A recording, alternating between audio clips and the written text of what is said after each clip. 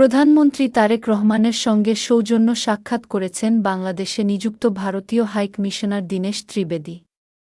বৈঠকে বাংলাদেশ ও ভারতের দ্বিপক্ষীয় গুরুত্বপূর্ণ বিষয় নিয়ে আলোচনা হয়। এ সময় শেখ হাসিনাকে প্রত্যর্পণের প্রক্রিয়া ত্বরান্বিত করতে ভারতের প্রতি বাংলাদেশের প্রত্যাশার কথা জানানো হয়। একই সঙ্গে শহীদ ওসমান হাদি হত্যাকাণ্ডের সঙ্গে জড়িত হত্যাকারীদের বাংলাদেশে ফিরিয়ে দেওয়ার অনুরোধও পুনর্ব্যক্ত করা হয়েছে। সোমবার ১০ আগস্ট সচিবালয়ে মন্ত্রিপরিষদ বিভাগে প্রধানমন্ত্রীর দপ্তরে প্রধানমন্ত্রী তারেক রহমানের সঙ্গে ভারতীয় হাইকমিশনার দীনেশ ত্রিবেদীর এ সাক্ষাৎ হয়। বৈঠকের শুরুতে প্রধানমন্ত্রী ভারতীয় হাইকমিশনারকে স্বাগত জানান।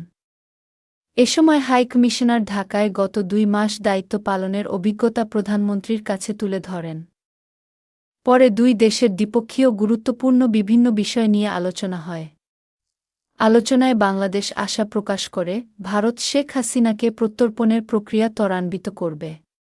একই সঙ্গে শহীদ ওসমান হাদি হত্যাকাণ্ডে জড়িত হত্যাকারীদের বাংলাদেশে ফিরিয়ে দেওয়ার বিষয়েও ভারতের প্রতি অনুরোধ পুনর্ব্যক্ত করা হয়।